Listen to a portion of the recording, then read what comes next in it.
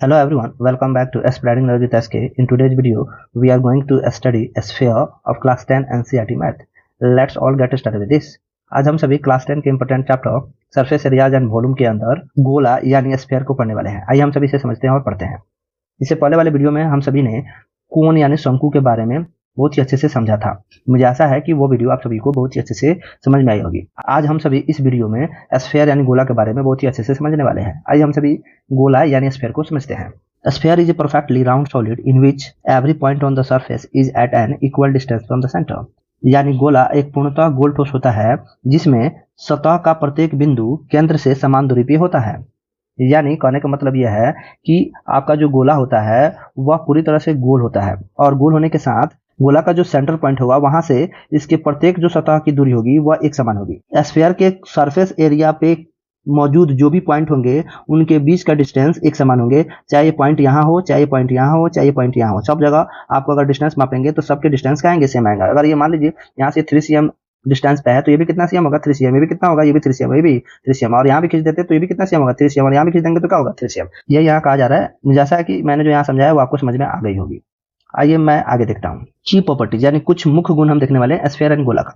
सबसे पहले ये देखना है स्फीयर के अंदर कि नो एजेज, कोई भी किनारा नहीं होता है। देख सकते हैं स्फीयर के अंदर कोई भी एजेज नहीं है, किनारा नहीं है, यानी कोई भी साइड वाइड नहीं होता। आपको पता है स्फीयर के अंदर पूरी तरह से राउंड होने के कारण इनके अंदर कोई भी साइड यानी एजेज नहीं होते हैं। इसके साथ साथ इस स्फीयर के अंदर आप कहीं भी देख सकते हैं कॉर्नर नहीं है यानी वर्टिसेज नहीं है। यानी स्फीयर एंड गोला के अंदर कोई भी शीर्ष नहीं होते हैं यानी वर्टिसेज नहीं होते हैं। आप पहले से ही जानते हैं कि जब भी आपको कोई स्फीयर टाइप का होगा तो उसके अंदर कोई वर्टिसेज या कॉर्नर्स यानी कोई भी कोना या शीर्ष नहीं होते हैं। कोना को ही शीर्ष कहा जाता है। इसमें सिर्फ only one curve surface area होगा यानी केवल एक वक्र सतह होगी, यानी के अंदर सिर्फ एक ही वक्र सतह होगी यानी कर्व सरफेस होगा। यानी एक स्फीयर के अंदर सिर्फ और सिर्फ एक ही कर्व सरफेस होता है, एक ही वक्र सतह होता है या एक ही वक्र पृष्ठ होता है और कंप्लीटली राउंड शेप। और यह स्फीयर पूरी तरह से गोल आकार का होता है। मतलब स्फीयर जो होता है पूरी तरह से राउंड शेप का होता है यानी गोला पूर्ण रूप से गोल आकार का होता है। ये आपके कुछ की फीचर है जो स्फीयर यानी गोला में पाया जाता है। अब हम यहाँ देखने वाले हैं मेन पार्ट्स ऑफ स्फीयर यानी गोले के मुख्य हिस्से यानी मुख्य अंग।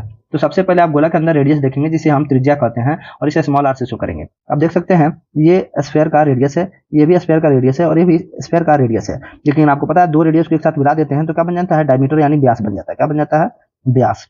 जानते हैं दो रेडियस को हम ऐड करते हैं तो हमें क्या मिलता है, व्यास। ये भी स्फीयर का रेडियस है और एक और रेडियस यहाँ से खींच दें तो ये कंप्लीट दो रेडियस हो गए। इन दोनों रेडियस को एक साथ मिला दें तो ये कहलाता है डायमीटर, मतलब आपको व्यास। डायमीटर मतलब क्या कहलाएगा, व्यास।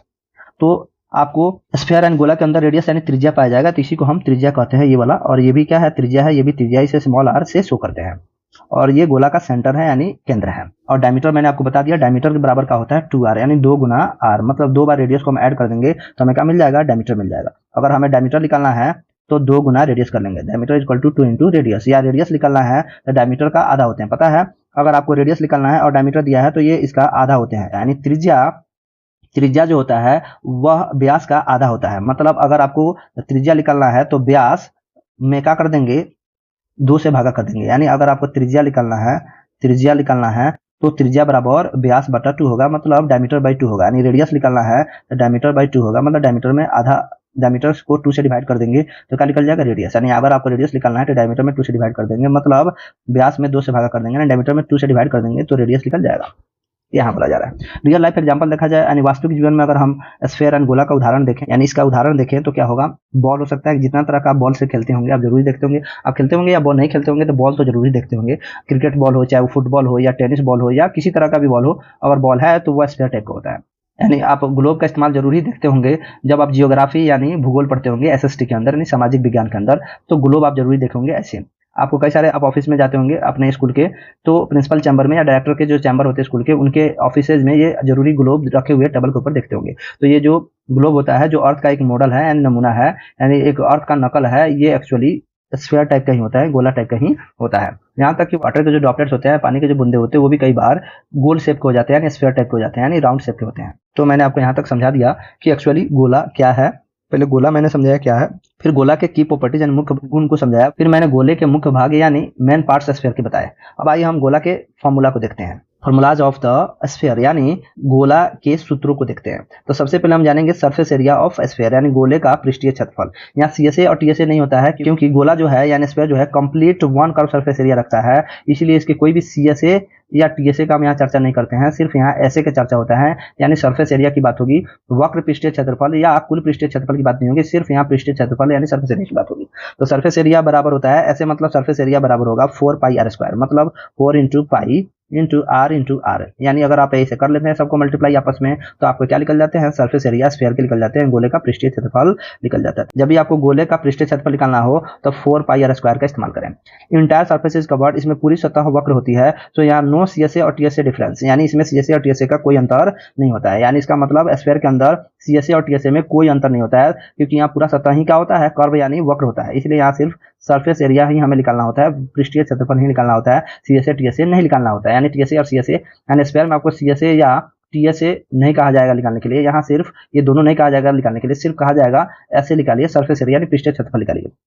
तो जब भी आपको गोले का पृष्ठीय क्षेत्रफल निकालना हो तो 4πr² का फॉर्मूला इस्तेमाल करना है।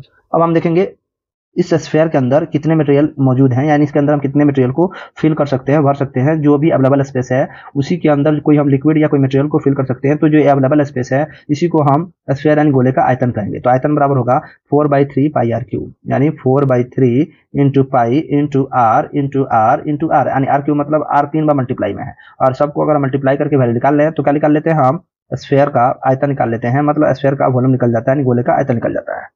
तो गोले का आयतन अगर आपको निकालना है तो 4/3πr³ इस्तेमाल करें, यानी वॉल्यूम ऑफ स्फीयर निकालना है तो 4/3πr³ होता है। यहाँ तक आपको समझने में कोई दिक्कत नहीं है। अभी तक मैंने स्फीयर से संबंधित जो भी चीजें बताया है मुझे आशा है कि आप सबको को बहुत ही अच्छे से समझ में आई होगी। आइए स्फीयर से संबंधित कुछ प्रॉब्लम को देख लेते हैं। रिकास्टिंग प्रॉब्लम, सबसे पहले पूरा ढालने के प्रश्न आते हैं। An sphere formed from cube, cone, cylinder, यानी गोला को बनाया जाता है घन से, शंकु से या बेलन से, तो जिससे भी बनाया जाता है गोला का वॉल्यूम और जिससे बनाया जाता है उसकी वॉल्यूम आपस में क्या होगी, बराबर होगी। यानी की प्रिंसिपल क्या है, मुख्य सिद्धांत क्या है, volume before volume after is always equal, यानी बदलने से पहले का आयतन हमेशा बराबर होगा बदलने के बाद का आयतन। एग्जाम्पल के लिए मान लीजिए हमने क्यूब को पिघलाया और उससे क्या बना दिया, स्फीयर यानी गोला बना दिया, यानी घन को पिघलाया और क्या बना दिया, गोला। तो घन का जो वॉल्यूम होगा, आयतन होगा, वो स्फीयर का आयतन यानी गोले के आयतन के बराबर होगा, यानी वॉल्यूम ऑफ स्फीयर के बराबर होगा। यानी घन का आयतन होता है AQ और स्फीयर का आयतन होता है 4/3πr³, तो दोनों आपस में क्या होंगे, बराबर होंगे। ये यहाँ कहा जा रहा है, जो ऑलरेडी मैंने आपको पीछे से ही बताया है। जब से मैंने 3D सॉलिड में क्यूब तना शुरू किया वहीं से मैं आपको बार बार बता रहा हूँ कि जब भी कोई सॉलिड को पिघलाकर दूसरे सॉलिड में बदलेंगे तो इसकी जो वॉल्यूम होगी और इसकी जो वॉल्यूम होगी दोनों आपस में क्या होंगे, बराबर होंगे। अब आइए नंबर ऑफ स्फीयर्स फॉर्म्ड निकालने हो, यानी बनाए गए गोले की संख्या निकालना हो। यानी एग्जामिनर में आज यानी परीक्षक पूछ सकता है how many small spheres can be made from a big solid, यानी एक बड़े ठोस से कितने छोटे गोले बनाए जा सकते हैं। इस तरह के क्वेश्चन अगर आपसे पूछे जा रहे हैं या कोई भी एग्जामिनर क्वेश्चन में पूछ रहा है तो सबसे पहले आपको क्या करना है, स्टेप्स यहाँ बताए गए हैं, चरण। पहला स्टेप आपका ये होगा, first step, find the volume of big solid, यानी आपको सबसे पहले बड़े ठोस का आयतन ज्ञात करना है, यानी आपको सबसे पहले बिग सॉलिड का वॉल्यूम निकाल लेना है। फिर सेकंड स्टेप में वन स्मॉल स्फीयर का वॉल्यूम निकाल लेना है, यानी एक स्मॉल जो स्फीयर होगा उसका वॉल्यूम निकाल लेना है, यानी एक छोटे गोले का आयतन निकाल लेना है या ज्ञात कर लेना है, यानी एक छोटे गोले का आयतन ज्ञात करना है। अब फिर यानी बिग सॉलिड का जो वॉल्यूम आया है उसे वन स्मॉल जो स्फीयर है उसका जो वॉल्यूम आया है उससे आपस में क्या कर देंगे, डिवाइड कर देंगे, तो क्या निकल जाएगा, नंबर ऑफ स्फीयर्स निकल जाते हैं। यानी बड़े ठोस का जो आयतन आया है उसमें एक छोटे गोले का जो आयतन आया है दोनों को आपस में डिवाइड यानी भाग कर देंगे, तो क्या निकल जाएगा, गोले की कुल संख्या निकल जाएगी। तो यही मैंने यहाँ फॉर्मूला लिखा है कि नंबर ऑफ स्फीयर्स निकालने हो तो volume of big solid by volume of one sphere, यानी नंबर ऑफ स्फीयर निकालना हो तो बिग सॉलिड के जो भी वॉल्यूम आएंगे उनको वॉल्यूम ऑफ वन स्फीयर यानी एक स्फीयर के वॉल्यूम से डिवाइड कर देंगे तो नंबर ऑफ स्फीयर निकल जाएंगे, यानी गोले की संख्या निकल जाएगी। यानी बड़े ठोस का आयतन को एक गोले का आयतन से डिवाइड कर देंगे तो गोले की संख्या निकल जाएगी। मैंने आप सभी को गोले को बहुत ही अच्छे से समझाने की कोशिश किया है, मतलब स्फीयर को मैंने अच्छे से आपको समझाने की कोशिश की है। मुझे आशा है कि आप सबको गोला यानी स्फीयर बहुत अच्छे से समझ में आया होगा। आइए अब हम सभी हेमिस्फीयर को समझते हैं, जिसे हम अर्धगोला कहते हैं। हेमिस्फीयर यानी एक स्फीयर को एग्जैक्टली इसके हाफ पॉइंट से अगर हम इसे काट दें तो इसके दो हेमिस्फीयर बनेंगे, एक ऊपर और एक नीचे, इसी को हम हेमिस्फीयर कहते हैं, यानी अर्धगोला कहते हैं। एंड गोला को जब हम आधा आधा काटते हैं तो दो अर्धगोला बनते हैं, तो यही आपका अर्धगोला यहाँ ऐसे दिखेगा, एक ऊपर और एक ऐसे काटेंगे, ऊपर वाला तो ऊपर वाला अर्धगोला ये हो गया, नीचे वाला अर्धगोला ये हो, दोनों जोड़ेंगे तो फिर क्या बन जाएगा, स्फीयर बन जाएगा। उसी को हम पढ़ने वाले हैं अर्धगोला को, यानी आधा काटा हुआ बॉल, यानी बॉल को आधा काट देंगे तो वो किस टाइप का दिखेगा, इसी टाइप का दिखेगा, यानी हेमिस्फीयर यानी अर्धगोला जैसा दिखेगा। तो आइए हम समझते हैं सबसे पहले अर्धगोला क्या है, यानी हेमिस्फीयर क्या है। Hemisphere is obtained by cutting a sphere into two equal halves, यानी अर्धगोला एक गोले को दो समान भागों में काटकर प्राप्त होता है। यानी एक गोले को दो समान भाग में अगर आप काट दें तो इनके द्वारा दो हेमिस्फीयर प्राप्त होते हैं, मतलब दो अलग अलग हेमिस्फीयर प्राप्त होते हैं जो इक्वल एरिया के साथ होते हैं और इक्वल वॉल्यूम के साथ होते हैं। तो आप समझ चुके हैं हेमिस्फीयर कैसे मिलेगा। तो स्फीयर को ही दो समान भागों में, यानी गोला को ही दो समान भागों में काट दिया जाए तो हमें दो अर्धगोला मिलते हैं, यानी एक स्फीयर को इक्वल हाफ्स में अगर इसे काट दिया जाए तो दो हमें हेमिस्फीयर मिलते हैं। की प्रॉपर्टी समझ लेते हैं। की प्रॉपर्टीज ऑफ हेमिस्फीयर मतलब अर्धगोले के मुख्य गुण समझ लेते हैं। यानी अर्धगोला यानी हेमिस्फीयर के अंदर वन कर्व सरफेस होगा, यानी एक वक्र सतह होगी। ये वाला जो सतह देख रहे हैं यहाँ से, ये वाला इसके अंदर जो मौजूद जो पार्ट होगा, यही पार्ट उस पीछे भी होगा, तो ये सारे पार्ट क्या कहलाएंगे, वक्र सतह होंगे। इसी को कहा जा रहा है कि एक हेमिस्फीयर के पास एक कर्व सरफेस होगा, एक वक्र सतह होगा। दूसरा, वन फ्लैट सर्कुलर बेस होगा, मतलब एक समतल वृत्ताकार आधार होगा। ये वाला जो आप देख रहे हैं ये समतल वृत्ताकार आधार है, मतलब एक हेमिस्फीयर यानी अर्धगोला के पास एक फ्लैट सर्कुलर बेस होगा। ये वाला ये फ्लैट सर्कुलर बेस है, यानी एक समतल वृत्ताकार आधार है। तीसरा, नो एजेस नो वर्टिसेस, इसमें कोई भी किनारा उनारा नहीं होगा। इस हेमिस्फीयर यानी अर्धगोला के अंदर आपको देख सकते हैं नो साइड्स, यानी कोई भी किनारा नहीं होगा, यानी कोई भी साइड्स इसमें नहीं होगा। इसके साथ साथ इसमें कोई शीर्ष भी नहीं होगा, यानी इस हेमिस्फीयर के अंदर कोई वर्टेक्स यानी कॉर्नर्स या शीर्ष या कोना नहीं होगा। इस हेमिस्फीयर के अंदर कोई भी कोना नहीं होगा, कोई वर्टिसेस नहीं होगा, कोई भी कॉर्नर नहीं होगा। यानी एक हेमिस्फीयर के अंदर एजेस भी नहीं होते हैं और वर्टिसेस भी नहीं होते हैं, ये यहाँ कहा जा रहा है। अब आइए हम मेन पार्ट्स देख लेते हैं, यानी main parts of the hemisphere यानी अर्धगोले के मुख्य भाग। तो सबसे पहले मुख्य भाग में रेडियस होगा, जिसे हम त्रिज्या कहते हैं, इसे स्मॉल आर से शो किया जाता है। गोले के अंदर यानी स्फीयर के अंदर जैसे आपने पढ़ा था जो रेडियस होता है, सेम वैसे ही हेमिस्फीयर में भी क्या होंगे, रेडियस होंगे। तो ये आपको हेमिस्फीयर का जो सर्कुलर बेस है यानी वृत्ताकार जो आधार है, इसके जो सेंटर है वहां से इसके सरकमफ्रेंस तक जो पॉइंट पहुंच रहा है, इसी को हम इसका त्रिज्या या रेडियस कहते हैं, जिसे स्मॉल आर से शो किया जाता है। तो ये यहाँ पर आपका रेडियस ये हो गया। यहाँ भी आप चाहें तो इधर भी रेडियस खींच सकते हैं, इधर भी आपका रेडियस हो सकता है, इधर भी। तो ये सारे आपके क्या है, रेडियस है इस अर्धगोला का। तो रेडियस समझ चुके हैं क्या है, तो मैंने आपको रेडियस समझा दिया है। ये भी आपका रेडियस है, क्योंकि जितना ऊपर होगा उतना ही नीचे भी होगा। आपको पता होना चाहिए कि ऊपर जितना है उतना ही नीचे भी होगा।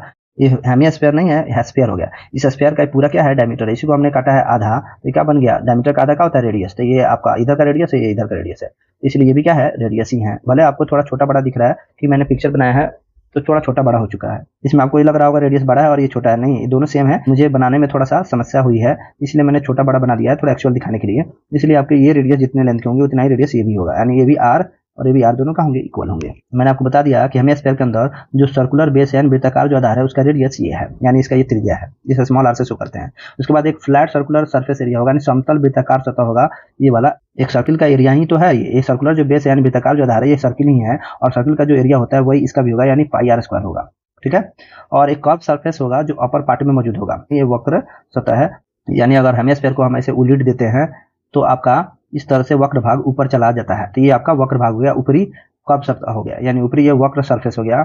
और यहाँ आपको नीचे की तरफ है तो यहाँ वक्र भाग नीचे की तरफ है, यानी ये बॉटम में आपका कर्व सरफेस है, तो यानी वक्र सतह नीचे है। तो आपको दोनों साइड से हो सकते हैं, तो मैंने ऊपर लिखा है क्योंकि फिगर जो है ऊपर आप बनाएंगे, ऐसे ये नीचे वाला है, अगर आप ऐसे बनाएंगे ऊपर की तरफ तो ये वाला अप्लाई होगा।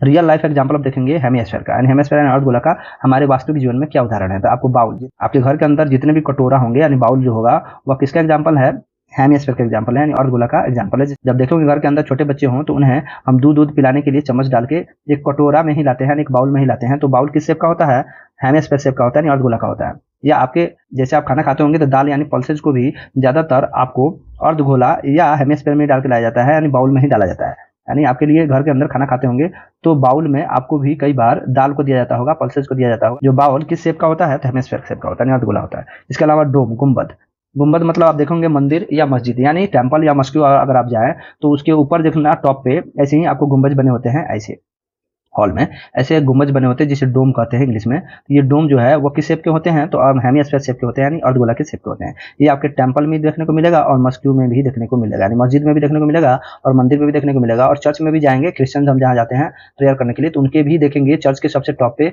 ऐसे ही आपको गुंबज बने होते हैं। तो आप टेंपल में चले जाएं या मस्जिद में चले जाएं या चर्च में चले जाएं, सबके ऊपर देखेंगे गुंबद यानी डोम बना हुआ दिखेगा। हाफ कट बॉल, कोई भी बॉल ले लीजिए, चाहे क्रिकेट बॉल हो या फुटबॉल हो या टेनिस बॉल हो, उसको अगर आप आधा आधा काट दें तो किस शेप का हो जाएगा, हेमिस्फीयर शेप का हो जाएगा, नहीं अर्धगोला शेप का हो जाएगा। तो मैंने आपको पूरी तरह से यहाँ तक समझा दिया। आइए अब हेमिस्फीयर के फॉर्मूला को देख लेते हैं। तो सबसे पहले हम हेमिस्फीयर के सर्कुलर बेस एरिया देखेंगे, मतलब ये सर्किल वाला जो बेस है इसका एरिया क्या होगा, तो सर्किल का जो एरिया होगा वही इसका सर्कुलर बेस एरिया भी होगा, जो कि होगा पाई आर स्क्वायर। तो सर्कुलर एरिया क्या होता है, पाई आर स्क्वायर। तो जो इसका सर्कुलर बेस एरिया होगा इस हेमिस्फीयर का वो होगा पाई आर स्क्वायर। इसके बाद हम देखेंगे कर्व सरफेस एरिया, यानी CSA ऑफ द हेमिस्फीयर, यानी वक्र पृष्ठीय क्षेत्रफल हम देखेंगे अर्धगोले का। तो CSA जो होता है वह आपका हेमिस्फीयर का होता है 2 पाई आर स्क्वायर, मतलब 2 into pi into R into R. अगर हम सबको कैलकुलेट कर ले तो हमारा क्या निकल जाता है, CSA ऑफ द हेमिस्फीयर यानी अर्धगोला का वक्र पृष्ठीय क्षेत्रफल निकल जाता है। तो इसके अंदर हम क्या क्या शामिल करते हैं, यानी एक हेमिस्फीयर का कर्व सरफेस एरिया कैलकुलेट कर रहे होंगे तो ओनली कर्व पार्ट यानी इंक्लूड करना है, इंक्लूड में शामिल करना है, एक्सक्लूड में नहीं शामिल करना है। तो जब भी आप CSA निकाल रहे होंगे हेमिस्फीयर का तो ओनली कर्व सरफेस को ही शामिल करना है, केवल वक्र सतह को ही शामिल करना है। मतलब ये वाला जो पार्ट है यहाँ से ऐसे ये वाले पार्ट को ही सिर्फ शामिल करना है। पीछे भी यही पार्ट होगा, इसके कटोरा के जस्ट पीछे, यानी कटोरा के जस्ट पीछे, यानी बाउल के पीछे जस्ट यही पार्ट पीछे भी होगा, उसी पार्ट को सिर्फ शामिल करना है। जब भी आप क्या निकाल रहे होंगे, CSA ऑफ द हेमिस्फीयर यानी वक्र पृष्ठीय क्षेत्रफल निकाल रहे होंगे अर्धगोला का, तो इसे शामिल ही सिर्फ करना है। और किसे छोड़ देना है, तो शामिल नहीं करना है, एक्सक्लूड किसे करना है, तो सर्कुलर बेस को, यानी वृत्ताकार जो आधार है इस हेमिस्फीयर यानी इस अर्धगोला का जो ऊपर का वृत्तीय जो आधार है इसे हमें शामिल नहीं करना है। मतलब इस सर्किल टाइप का जो एरिया है इसे शामिल नहीं करना है, सर्किल के एरिया को शामिल नहीं करना है, नहीं वृत्ताकार आधार का एरिया यानी क्षेत्रफल को शामिल नहीं करना है, मतलब सर्कुलर बेस को शामिल नहीं करना है जब भी आप CSA निकाल रहे होंगे हेमिस्फीयर का। तो हेमिस्फीयर का जब CSA निकालेंगे यानी वक्र पृष्ठीय क्षेत्रफल निकालेंगे अर्धगोला का, तो आपको शामिल करना है सिर्फ वक्र पृष्ठीय क्षेत्रफल को। जब भी आप अर्धगोला का वक्र पृष्ठीय क्षेत्रफल निकाल रहे होंगे तो सिर्फ इसमें आपको वक्र सतह को ही शामिल करना है और वृत्तीय जो आधार है उसे शामिल नहीं करना है। मतलब हमें ये वाला एरिया को शामिल नहीं करना है और इसके एरिया को शामिल करना है, यानी इसे हमें शामिल करना है कब, जब हमें कर्व सरफेस एरिया निकालना हो हेमिस्फीयर का। तो आप समझ चुके होंगे जब भी आप अर्धगोला का CSA निकालेंगे यानी हेमिस्फीयर का CSA निकालेंगे तो इसके अंदर क्या शामिल करना है क्या नहीं शामिल करना है। तो आपको CSA जब भी निकालना हो हेमिस्फीयर का तो ऊपर वाला सर्कुलर बेस को हमें शामिल नहीं करना है, यानी इसे शामिल नहीं करना है और इसे हमें शामिल करना है, यहाँ से यहाँ तक जो है इसे हमें शामिल करना है, इसे हमें शामिल करना है। अर्धगोला का कुल पृष्ठीय क्षेत्रफल निकालना है यानी TSA निकालना है, तो इसका फॉर्मूला होता है 3 पाई आर स्क्वायर। इसका फॉर्मूला होता है 3 पाई आर स्क्वायर, यानी 3 इंटू पाई इंटू आर। और इसको हम कैलकुलेट करते हैं तो हम TSA ऑफ द हेमिस्फीयर निकाल लेते हैं, मतलब अर्धगोला का कुल पृष्ठीय क्षेत्रफल निकल जाता है। इसमें हमें क्या शामिल करना होता है, यानी इसमें हमें इंक्लूड क्या करना होता है, शामिल क्या करना होता है, जब भी हम TSA निकालते हैं तो कर्व सरफेस को भी हमें शामिल करना होता है। मतलब ये वाला जो एरिया है इसे भी हमें शामिल करना होता है और इसके साथ साथ जो इसका बेस एरिया है यानी सर्कुलर जो बेस है यानी वृत्ताकार जो आधार है इसके एरिया को भी हमें शामिल करना है, मतलब इसे भी शामिल करना है इसे भी शामिल करना है। तो क्या निकल जाएगा, हेमिस्फीयर का TSA निकल जाएगा यानी कुल पृष्ठीय क्षेत्रफल निकल जाएगा। तो आप समझ चुके होंगे TSA जब भी निकालना है कुल पृष्ठीय क्षेत्रफल निकालना है अर्धगोला का, तो आपको इसके बेस को भी शामिल करना है और इसके कर्व सरफेस को भी शामिल करना है, दोनों को शामिल करना है। अब आइए मैं आपको निकाल के दिखाता हूँ कि CSA की मदद से और इसके सर्कुलर बेस एरिया की मदद से आप चाहें तो TSA निकाल सकते हैं। यानी अर्धगोला का आपको कुल पृष्ठीय क्षेत्रफल निकालना है तो एक्चुअल में ये वाला एरिया हमें शामिल करना होता है, यानी इस कर्व सरफेस को शामिल करना होता है, इस वक्र सतह को शामिल करना होता है जो कि एक्चुअल में CSA होता है।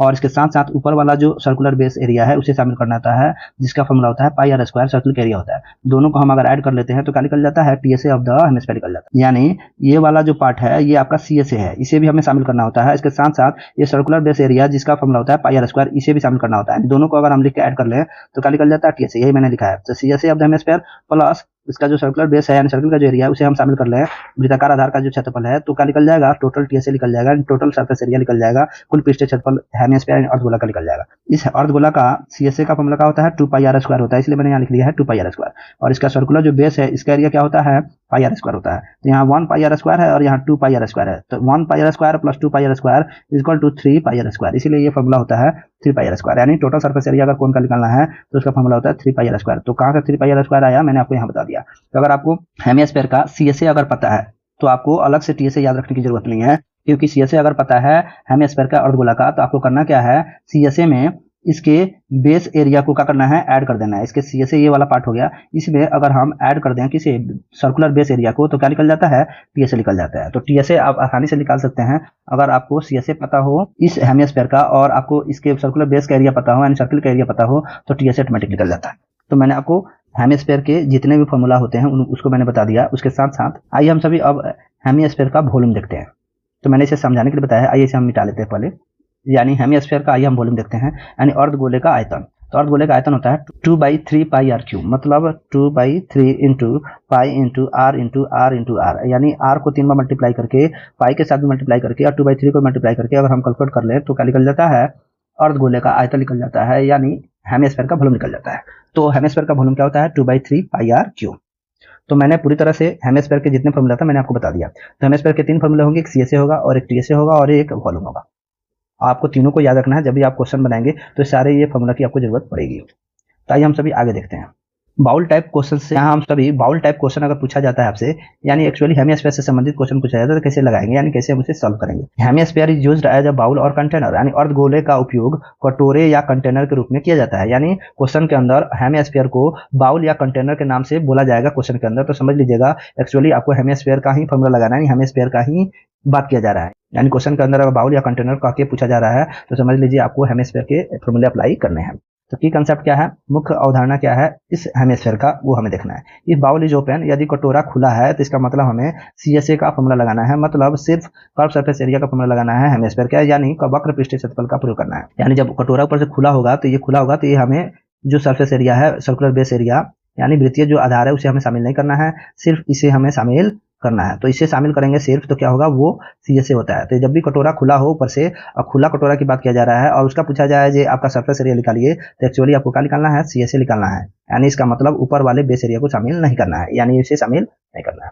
और बाउल क्लोज्ड है, यानी बाउल पूरी तरह से बंद है, तो इसका मतलब इसके सरफेस एरिया को भी शामिल करना है और इसके भी सरफेस एरिया को शामिल करना है। मतलब आपको सर्कुलर बेस एरिया भी शामिल करना है, उसके साथ सीएसए भी शामिल करना है। यानी आपसे एक्चुअली में टीएसए पूछा जा रहा है, तो हेमिस्फीयर का TSA and total surface area यानी कुल पृष्ठीय क्षेत्रफल निकालना है। तो जब बाउल ओपन बोला जाए तो इसका मतलब आपसे सीएसए से रिलेटेड फॉर्मूला पूछा जा रहा है। यानी अगर बाउल ओपन है यानी खुला है तो इसका मतलब आपको वहां सीएसए का फॉर्मूला इस्तेमाल करना है हेमिस्फीयर का, यानी अर्धगोले का वक्र पृष्ठीय क्षेत्रफल का फॉर्मूला लगाना है। लेकिन कटोरा अगर कहा जा रहा है इफ बाउल इज क्लोज, यदि कटोरा बंद है तो आपको उस केस में टीएसए का फॉर्मूला अप्लाई करना है। तो मैंने आपको यहाँ समझा दिया है कब आपको सीएसए इस्तेमाल करना है, कब टीएसए इस्तेमाल करना है। तो आइए हम सभी इससे संबंधित कुछ रिकास्टिंग प्रॉब्लम को देखते हैं। पुनः डालने वाले प्रश्न में hemisphere is form from sphere, cone और सिलेंडर, यानी अर्धगोले को बनाया जाता है गोले से, शंकु से और बेलन से। तो इस केस में जिससे आप इसे बना रहे हैं तो उसकी वॉल्यूम जिससे मिलकर बनेगा उसका वॉल्यूम आपस में क्या होंगे, इक्वल होंगे। यानी वॉल्यूम बिफोर, यानी बदलने से पहले का आयतन is always equal to volume after, यानी बदलने के बाद का आयतन। यानी अगर बदलने से पहले जो इसका वॉल्यूम होगा वो हमेशा इसके बदलने के बाद के वॉल्यूम के बराबर होगा। यानी इसके लिए मैंने एक एग्जांपल लिया है कि वॉल्यूम ऑफ स्फीयर, गोले के आयतन वॉल्यूम ऑफ हेमिस्फीयर के बराबर होगा। यानी गोले के आयतन हमेशा अर्धगोले के आयतन के क्या होंगे, बराबर होंगे। तो वॉल्यूम ऑफ स्फीयर क्या होता है, 4/3 पाई आर क्यू होता है, और वॉल्यूम ऑफ हेमिस्फीयर क्या होता है, अर्धगोले का आयतन क्या होता है, 2/3 पाई आर क्यू होता है। दोनों क्या होंगे, आपस में बराबर होंगे। यदि आपको स्फीयर को पिघलाकर क्या बनाया गया है, हेमिस्फीयर, या हेमिस्फीयर को पिघलाकर स्फीयर बनाया गया है तो भी दोनों के वॉल्यूम आपस में क्या होंगे, बराबर होंगे। अब हम यहाँ देखेंगे कॉम्बिनेशन ऑफ सॉलिड, ठोसों का संयोजन। यानी कॉम्बिनेशन टाइप के क्वेश्चन में क्या पूछा जाता है, कोन प्लस हेमिस्फीयर, जैसे आइसक्रीम हो सकता है, यानी शंकु प्लस अर्धगोला जैसे रिलेटेड क्वेश्चन पूछे जाएंगे। यानी इसमें आपको दो अलग अलग सॉलिड शेप्स को, यानी दो अलग अलग 3D शेप्स को एक साथ लाया जाता है, यानी जोड़ दिया जाता है। जैसे मान लीजिए मैंने एक हेमिस्फीयर बनाया और उसके ऊपर मैंने कोन बना दिया, तो ये क्या कहलाएगा, कोन प्लस हेमिस्फीयर का शेप हो गया। इसे हम कॉम्बिनेशन प्रॉब्लम करते हैं। इसमें आपका होता है कोन का भी फॉर्मूला अप्लाई करते हैं और उसके साथ साथ हेमिस्फीयर का भी फॉर्मूला अप्लाई होता है, तब ये क्वेश्चन सॉल्व होता है। यानी इसमें शंकु का भी फॉर्मूला अप्लाई होता है और अर्धगोला का भी सूत्र अप्लाई होता है, तब जाके क्वेश्चन बनता है। इसी तरह सिलेंडर प्लस हेमिस्फीयर भी आपसे पूछे जा सकते हैं, जैसे टैंक। तो आपको मान लीजिए ऐसे आपको पहले सिलेंडर होगा, उसके ऊपर कहेगा आपको यहाँ कोन बना हुआ है। इस तरह के क्वेश्चन पूछे जा सकते हैं। कोन ऊपर भी हो सकता है और नीचे भी हो सकता है, ऐसे पूछा जा सकता है। कई बार दोनों तरफ भी कोन बना देगा, इस टाइप के भी क्वेश्चन आपसे पूछे जा सकते हैं। यानी इस तरह के क्वेश्चन में आपको कोन प्लस सिलेंडर दोनों के फॉर्मूला यानी सूत्र को अप्लाई करना पड़ता है इस तरह के क्वेश्चन को सॉल्व करने के लिए। यही है कॉम्बिनेशन ऑफ सॉलिड या कॉम्बिनेशन वाले प्रॉब्लम। इसमें की रूल क्या है, एक्सक्लूड कॉमन सरफेस एरिया, यानी सामान्य सतहों को हटाएं। मतलब जो भी उसमें कॉमन सरफेस पड़ रहे हैं उन्हें हमें शामिल नहीं करना है। जैसे मैं आपको आइए हम एग्जांपल देके दिखाता हूँ। इस तरह के कॉम्बिनेशन वाले क्वेश्चन ऐसे पूछे जा सकते हैं जिसके अंदर एक आपको सिलेंडर होगा, देख सकते हैं यहाँ सिलेंडर है और इसके अंदर आपको एक अटैच है क्या, हेमिस्फीयर। उसी तरह यहाँ भी आप देख सकते हैं यहाँ एक सिलेंडर है, उसके ऊपर सरमाउंटेड है आपको क्या, कोन। यानी आपको एक सिलेंडर के ऊपर क्या अटैच है, कोन। और यहाँ देख सकते हैं एक हेमिस्फीयर है, उसके ऊपर क्या अटैच है, कोन। तो इस तरह के क्वेश्चन को कहा जाता है कॉम्बिनेशन वाले क्वेश्चन। इसमें क्या करना है कि की रूल है, एक्सक्लूड कॉमन सरफेस, सामान्य सतहों को हटा दे। जब भी आपको इसके अंदर कहे सरफेस एरिया निकालने के लिए, किसी भी सॉलिड या ठोस के अंदर बाहरी जो आउटर सरफेस होता है उसी को हम सरफेस एरिया कहते हैं। तो जब इसका सरफेस एरिया निकालेंगे तो कोन के अंदर हम सरफेस एरिया निकालेंगे तो इसके अंदर भी ये आएगा और जब सिलेंडर का हम सरफेस एरिया निकालेंगे तो भी ये आएगा। तो ये कॉमन पार्ट है दोनों में, इसका मतलब हमें इसे दोनों में शामिल नहीं करना है, नहीं तो दोनों को अगर हम शामिल करेंगे तो ये कोन में भी आ जाएगा, एक बार सिलेंडर में भी आ जाएगा। तो कॉमन सरफेस कौन हो रहा है, ये वाला, इसी को बोला जा रहा है या एक्सक्लूड कर देना है, छोड़ देना है। मतलब आपको जो भी कॉमन सरफेस होगा जो दोनों सॉलिड में आएगा उसे हमें छोड़ देना है। तो ये वाला जो सर्कुलर बेस है, ये जो वृत्ताकार आधार है, ये कॉमन है कोन में भी और सिलेंडर में भी। तो इस सतह को क्या कर देंगे, छोड़ देंगे। तो इसका पूछा जाए जो आपको सरफेस एरिया निकालिए, तो कोन का निकाल लेंगे CSA, और फिर सिलेंडर का निकाल लेंगे CSA प्लस नीचे वाला जो बेस है उसका पाई आर स्क्वायर। इसको अगर हम जोड़ दें तीनों का तो क्या निकल जाएगा, कंप्लीट इस 3D सॉलिड का सरफेस एरिया निकल जाएगा। एंड कोन का हमें CSA शामिल करना है, CSA शामिल करेंगे तो खाली ये आएगा, और सिलेंडर का हम CSA शामिल करेंगे ये आएगा, प्लस इसका एक बेस एरिया शामिल कर लेंगे, सर्कुलर बेस एरिया, तो क्या हो जाएगा, ये शामिल हो जाएगा। तो ये वाला छूट जाएगा क्योंकि इसे हमें शामिल नहीं करना है। उसी तरह से अगर हमें इस फिगर में देखें जहाँ हेमिस्फीयर प्लस कोन कंबाइंड है, तो इसमें भी आपको कॉमन सरफेस ये है, क्योंकि ये जो सर्कुलर बेस है, सर्कुलर जो बेस वृत्ताकार जो आधार है वो कोन का भी आधार है और एक बार हेमिस्फीयर का भी आधार है, यानी ये हेमिस्फीयर का भी सर्कुलर पार्ट है और कोन का भी है। तो ये कॉमन सरफेस को हम शामिल नहीं करेंगे अगर इस कंप्लीट फिगर का क्या पूछा जा रहा हो, सरफेस एरिया पूछा जा रहा हो। तो आपको क्या करना है, कोन का CSA निकालना है और फिर हेमिस्फीयर का CSA निकालना है, और दोनों का CSA ऐड कर देंगे, एंड इसका CSA प्लस हेमिस्फीयर का CSA दोनों जोड़ देंगे, दोनों को प्लस कर देंगे, तो कंप्लीट इस फिगर का क्या निकल जाएगा, सरफेस एरिया निकल जाएगा। तो जब भी आपको ऐसा करना हो तो यही करना है, जब भी आपको सरफेस एरिया पूछा जाए सॉलिड का तो CSA of the cone plus CSA of the hemisphere निकालना है। ऐसा इसलिए करना है कि जब भी आप CSA निकालेंगे कोन का तो ये वाला पार्ट शामिल होगा और इसे फिर हम छोड़ देते हैं। फिर अगर आप CSA निकालते हैं किसका, हेमिस्फीयर का, तो आपको पता है ये वाला पार्ट हम लोग छोड़ देते हैं, यानी सर्कुलर बेस को छोड़ देते हैं, ये वाला पार्ट ही सिर्फ लेते हैं, इसलिए दोनों का CSA निकाल देंगे तो इस कंप्लीट फिगर का क्या निकल जाएगा, सरफेस एरिया निकल जाएगा। तो मैंने आपको बता दिया कॉम्बिनेशन वाले फिगर में एक्सक्लूड कर देना है कॉमन सरफेस, दोनों, यानी अगर दो अलग अलग सॉलिड को, यानी दो अलग अलग 3D सॉलिड को कंबाइन किया गया है तो दोनों 3D सॉलिड के मिलने के बाद जो सतह कॉमन आ रहा है, यानी जो सरफेस दोनों में आ रहा है उसे हमें हटाकर ही सरफेस एरिया निकालना है। यानी एड ओनली एक्सपोज सरफेस, जो सरफेस आपके बाहर से खुला हुआ हो, दिख रहा हो, यानी केवल दिखाई देने वाले सतह को जोड़ना है। यानी जब भी कॉम्बिनेशन वाले क्वेश्चन पूछे जिसमें सिलेंडर और स्फीयर को जोड़ दे या सिलेंडर और हेमिस्फीयर को जोड़ दे, सिलेंडर प्लस कोन जोड़ दे, तो इस तरह के जो सॉलिड्स होते हैं उनके अंदर जो भी एक्सपोज सरफेस है, जो भी दिखाई देने वाला सतह है, उसी को हमें ऐड करना है। तो हमें दिखाई कौन कौन देगा, एक ये दिखाई देगा और ये दिखाई देगा, ये तो अंदर आएगा इसलिए दिखाई नहीं देगा, तो इसे शामिल नहीं करेंगे। इसमें भी अगर हम देखें तो ये वाला हमें सरफेस पूरा दिखाई देगा और ये वाला सतह दिखाई देगा, लेकिन ये वाला सरफेस दिखाई नहीं देगा, तो शामिल नहीं करेंगे। तो आपको यहाँ पता चल गया होगा कि कैसे हमें सरफेस एरिया निकालना होता है इस तरह के कॉम्बिनेशन वाले क्वेश्चन में। लेकिन कॉम्बिनेशन वाले क्वेश्चन में अगर सरफेस एरिया के अलावा अगर आपको वॉल्यूम पूछ दे तो वॉल्यूम में कोई भी पार्ट हमें हटाना नहीं होता, क्योंकि हमें इसे अंदर से कुछ रखना होता है। मैंने आपको यहाँ स्फीयर एंड हेमिस्फीयर यानी गोला और अर्धगोला को मैंने पूरी तरह से समझा दिया है। मुझे आशा है कि आप लोगों को यहाँ तक बहुत ही अच्छे से समझ में आ गया होगा। इस तरह से आप देख सकते हैं कि मैंने बचे हुए जो भी सॉलिड्स थे वो आज के वीडियो में मैंने आपको कवर कर दिया। जो भी 3D सॉलिड बचे हुए थे, 2 3D सॉलिड बचे हुए थे, एक स्फीयर और एक हेमिस्फीयर, उस दोनों को मैंने कवर कर दिया, इन दोनों के कंसेप्ट को मैंने कंप्लीट कर दिया। इस तरह से आपके सारे 3D सॉलिड जितने भी मैंने आपको शुरू में दिखाया था उसके मैंने कंप्लीट कंसेप्ट को पूरा कर दिया। सरफेस एरिया और वॉल्यूम का जो कंसेप्ट था यहाँ इस वीडियो में पूरा होता है। यानी हम सभी अगले वीडियो में NCERT के चैप्टर सरफेस एरिया और वॉल्यूम के अंदर जितने भी NCERT के एक्सरसाइजेज हैं उनके क्वेश्चन को सॉल्व करेंगे। यानी NCERT बुक के जो चैप्टर है सरफेस एरिया और वॉल्यूम, उसके अंदर जितने भी एक्सरसाइज है उन्हें भी सॉल्व करेंगे, और उसके साथ साथ RS अग्रवाल बुक के अंदर भी सरफेस एरिया और वॉल्यूम के अंदर जितने भी एक्सरसाइजेज हैं उन्हें भी सॉल्व करेंगे। Thanks for watching today's lesson on spreading knowledge with SK. Don't forget to like, share and subscribe to Spreading Knowledge with SK for such interesting videos. Until then, stay curious, stay safe and keep exploring.